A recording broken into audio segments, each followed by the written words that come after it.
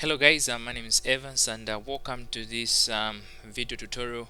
In this tutorial we're going to do the final part to the web authoring. In the last video we looked at step number 9 and in this video we'll continue with step number 10, and this should wind up on the web authoring section. So step 10 says a trainee has attempted to create a style sheet to organize tables and lists. This contains a number of errors and omissions. Okay, so make sure your style sheet contains no HTML and all color codes are in hexadecimal. Step 10, open and edit the style sheet nov163 ss.css.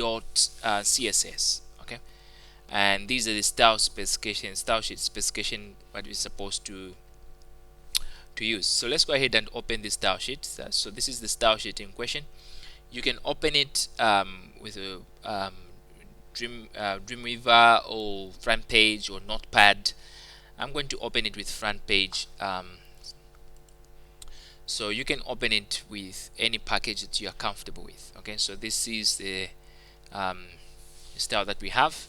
Okay, so you have first of all, you can even identify that some of these elements are actually have got errors. For example, you don't put under another list, there's no tag like another list in that. Okay, so that is an error and it needs to be corrected. Okay, so what I'm going to do is to just remove this.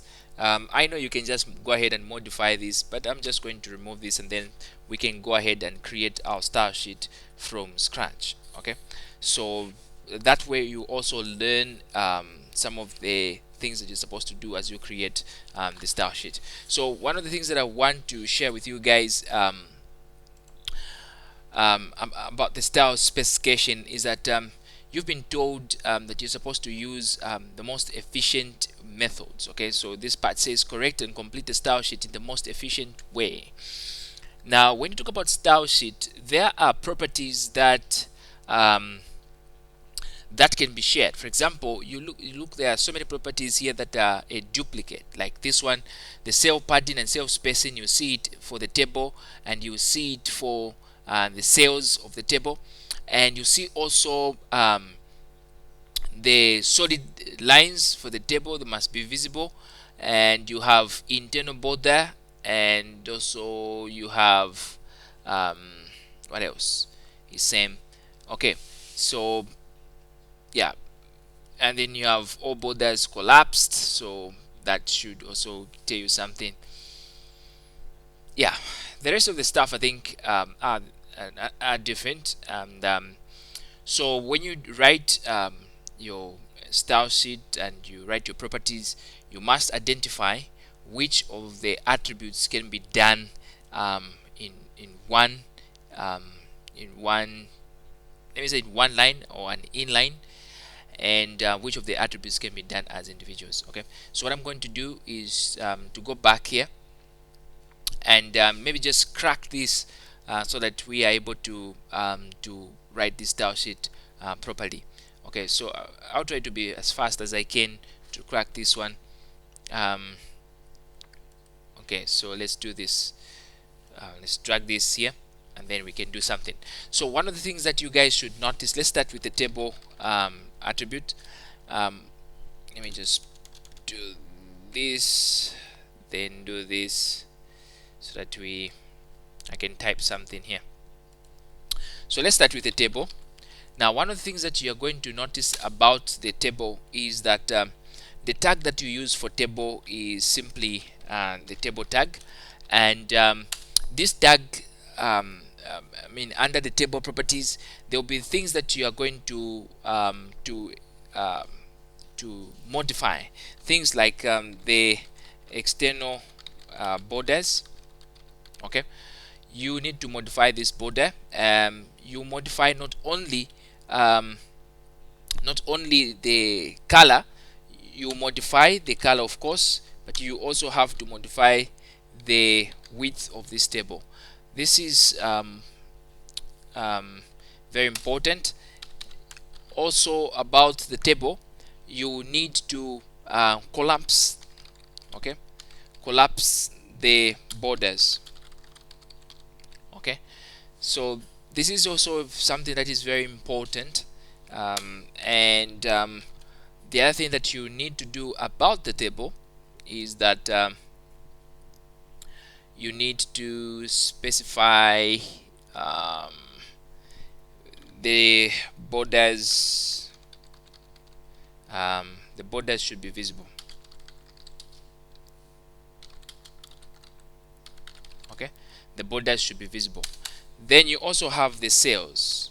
Okay, under the cell is modified with the tag TD, and some of the things that you need to modify on the table are the border, the internal border if you want, and under here you specifically change the color, and you can also change the width. Okay, now the last thing that you want to do okay, the last thing that you want to do under this is the unordered list. Unordered, let's say unordered list. The tag of course is not an ordered list, but it's supposed to be UL. Okay, and under here the only thing that you are changing is to make sure that your list, okay, so you affect your list style. Okay, your list style type. That's something that you should modify. Okay, so with that said, let's go ahead now and work around and see if we can implement some of these things. Now there may be properties that may be shared, like I said, and we'll need to put them inside one statement. Okay, so let me just cancel this now and let's go ahead and code this. Okay, so the first one we'll start with, as usual, is table and TD. Now the reason we start with this because we can identify some properties that can be shared. What property? Things like border style, because for both of them they are supposed to be solid. Okay, so border style, make it solid, put a semicolon at the end, space, and then check out another one. You see that for the table you have got cell padding and cell spacing, and for the cells as well you have cell padding and cell spacing. So this also can be done here. So you say padding and then put 10 px, okay, and semicolon, and spacing also put 10 px. Okay, so that is done for this one, for the parts that will be shared. Okay, and then you need also for the parts now that won't be shared, that are just the features that are just unique for this the features that are just unique for this this style sheet. Okay, so for this table attribute we have something unique like the border color. Okay, it is a unique thing, so just say border color, and you're going to specify the color that you've been given. So let's see the color that we have. We're supposed to have FF66. Okay, and also you can specify the border collapse for feature, border collapse. Okay, border collapse, and you just say now collapse. So what this does is that it makes the edges of the table or the borders of the table very smooth. Okay, you kind of trim off excess borders. Okay, so the last thing that you're supposed to change here is the border width. Okay, the border width. Okay, so the border width for the table is supposed to be 4 pixels, and close that. Okay, so I was typing this side, so let me see. Yeah, close that. So this is the border width. Close it. The next thing that you're supposed to affect or to change is the TD. So just put TD, and the attributes for TD, you're going to put the border color, of course, border color, and make it supposed to be, let me see, supposed to be FFCC66. Okay, and semicolon. The next thing I'm supposed to put is the border width. and make it supposed to be 2 pixels. Okay, um, so internal grid lines is supposed to be 2 pixels. The external grid line was 4 pixel. Okay, so we are done with this part. The next thing that we're supposed to do is UL, and um, what am I doing?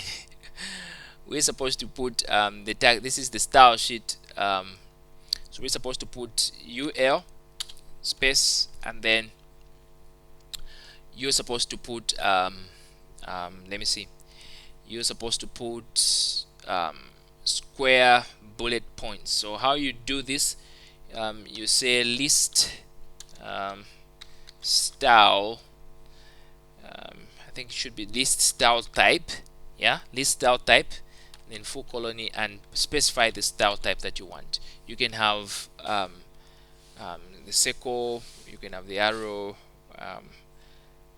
but this one will be square. So what this one will do is that it will make the bullets to be squared. Alternatively, what you can do for this one, since you're using the GUI, you can just go ahead and right click and is it like right click, let me see, go to format and go to style, and then look at the UL and modify it, and then go to format and go to numbering. Let me see, you don't even need to go to numbering. You just see here it's written this style type square, but if you want to select your own, you go to numbering, where you here, and you select bullet type, and then you select the square. So if you select this one, you'll see that this one is circle. Okay, so you can do that. So we want the square one, and there is also, I don't know if this one is diamond or something, it's a disc. Okay, so you have all these. So for you need this one, so just say okay, and if you want you can just cancel, since I already wrote this one. Okay, so this is what you're supposed to do for these style sheets. Okay, so now let's go to the question. It says add your name, center number, and candidate number as your comment to the style sheet. So let's go ahead and add that. So to add a comment, put just / space and just add Chikasa Evans, ZM556, and also 001. Then end your comment just as that. Okay, so save this style sheet in your 163 HTML folder. Okay, so just go ahead and hit on save, but you need to be very careful that you have entered the style sheet as it is, because once you have some errors, some spelling mistakes here, then it's going to give you some error. Okay, for example, I noticed that I didn't put hashtags here. Okay, so you would have had errors on the colors, because every hexadecimal value being represented in an HTML, or not even HTML, but any color code, hexadecimal color code should start with a hashtag. Okay, so go ahead and verify some other things. I'll come back to this style sheet if it doesn't work out, or if there's an element that is not running. I'll come back here, but as it is, I think it is perfectly fine, and I'll go ahead and save it. Okay, so I've saved it, and then take a screenshot showing the content of your style sheet. Place this in your evidence document. So just get this, then cut it here, copy and paste it in your style sheet. Okay, then go back here and go back to the question. Step 11, open the web page saved in step 8 in your editing software. So the web page that we saved in step 8, we didn't even close it, so there's no need to okay, so the one in question is this one. So what we need to do with it, let's go back to the question. Okay, attach the style sheet saved in step 10 after the inline style. Okay, now guys, this is very important. The inline style, if you come back here, let's modify this, let's go to split code or view code. The inline style is this one. So we're being told to add another style right after the the inline style. So there's no way that you can insert this style sheet here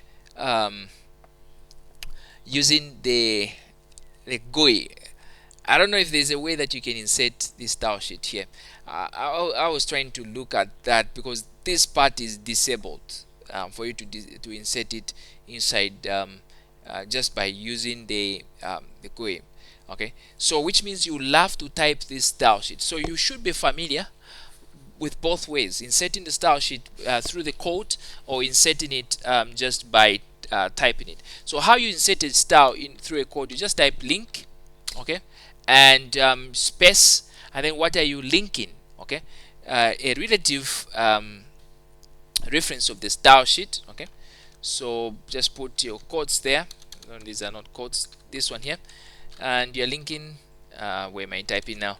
So just come here and style sheet, okay, and now you are going to put some space there and reference now where your style sheet is supposed to be found, okay. So in our case, let's use h reference, yeah, h reference, and then equal sign, and then you need to specify now.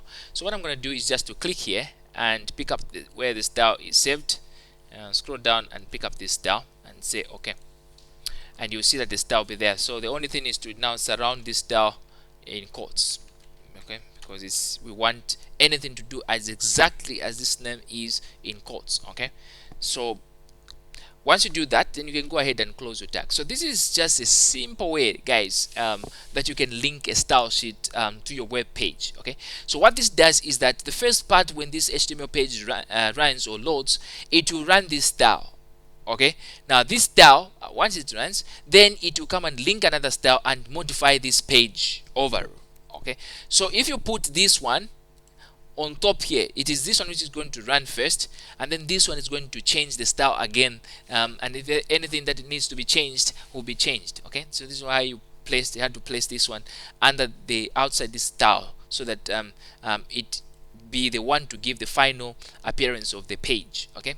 So go ahead and save this, go back to your question paper.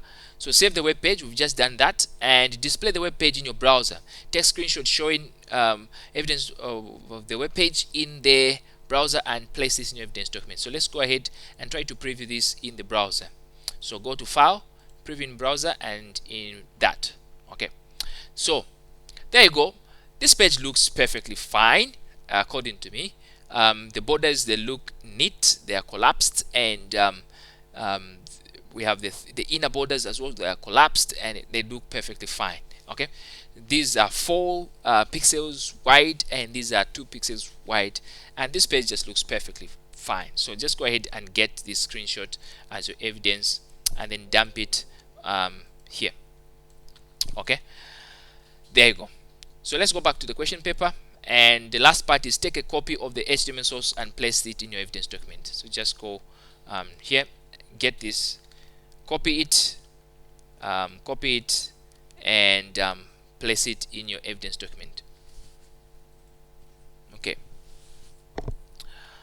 So it's just below here, and paste it there, okay. So this is your HTML. You don't need to rearrange anything here.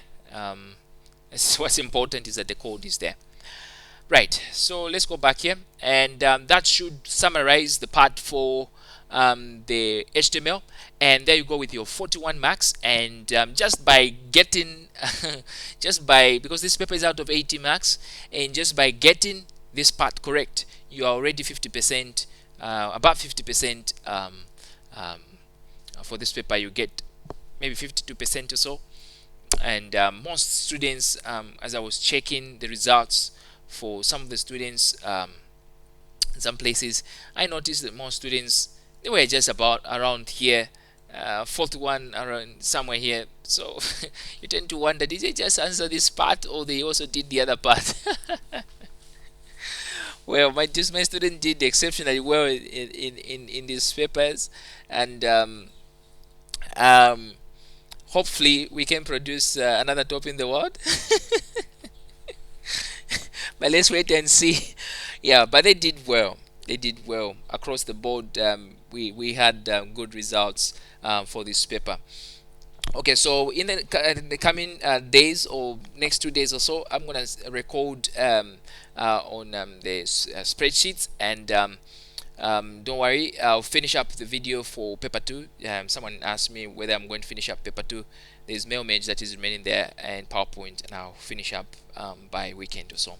Alright, so thank you so much guys for watching. I encourage you to subscribe, like, share, comment, and just all the best in your revision. Right, see ya.